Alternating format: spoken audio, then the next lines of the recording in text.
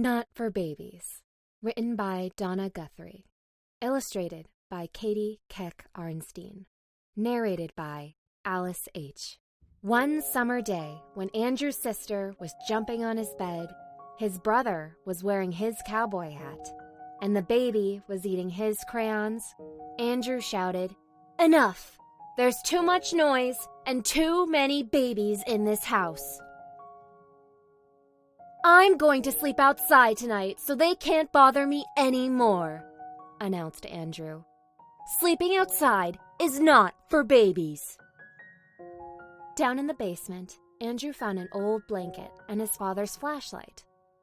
"I can hang this blanket over the clothesline to make a tent," said Andrew. "And I'll take this flashlight to see in the dark." Upstairs in the closet, Andrew took out his sleeping bag. "What's that for?" asked his little brother. "It might snow tonight," said Andrew. "This will keep me warm in case I'm buried by an avalanche." In the kitchen, Andrew packed a large paper bag with 7 sandwiches and 3 bottles of grape juice. "What are you doing?" asked his little sister. "This is survival food," said Andrew, "just in case I get lost outside and can't get back." Andrew also put his favorite picture book into his bag. "When you sleep inside, Mama sings songs and reads to you," Andrew told the baby.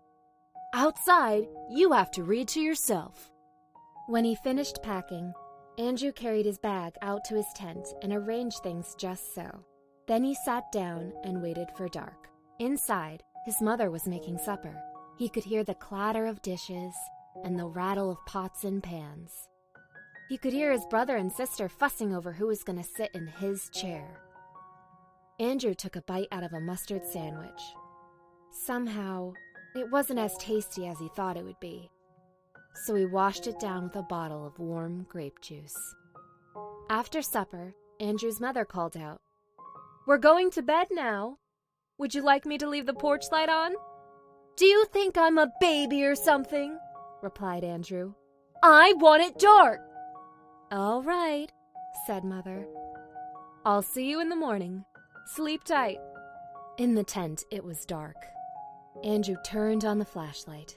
He took out his book and looked at the pictures. The story was about a monster hiding in somebody's closet. The book wasn't as much fun as Andrew thought it would be.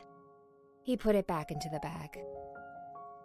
For a long time, Andrew lay very still, listening to the night sounds. In the sky, an owl hooted. Down the street, a dog howled. Inside the tent, something chirped. Andrew sat up and looked around. In one corner of the tent sat a small black cricket. Andrew picked it up. Upstairs, a light came on. Through the curtains, Andrew imagined his mother sitting in the chair, rocking the baby. From where he was, his room looked better than his homemade tent. "Sleeping in a tent isn't as much fun as I thought it would be," said Andrew. "I'm going in and sleep in my own room." Outside, the owl hooted, crickets chirped, and the wind rustled through the trees. Andrew stopped and listened. It sounded like a nighttime lullaby, the kind his mother used to sing to him. When his mother finished feeding the baby, she switched off the bedroom light. The summer stars shone even brighter. Fireflies twinkled like tiny nightlights. Andrew wiggled his toes. The grass felt deep and thick. The touch of the nighttime breeze wrapped around him, as warm as his mother's hug. Andrew felt good. "My room out here is like my room in there," said Andrew. "Only this one's a whole lot bigger and not so crowded. I guess I'll stay." So Andrew snuggled down once more into his sleeping bag, under the smile of the friendly moon. All around him, the air was soft and warm, and filled with the scent of fresh-cut grass. "Ah, this is just as much fun as I thought it would be," said Andrew. Then he drifted off to sleep. The next morning, when Andrew came in from outside, the whole family was gathered around the breakfast table. "We missed you," said his father. "Did you sleep well?" asked his mother. "Were you scared?" asked his sister. "Will you do it again?" said his brother. "Sleeping out there is fun, but there was something missing," said Andrew. "What's that?" they asked. Andrew smiled. "All of you!"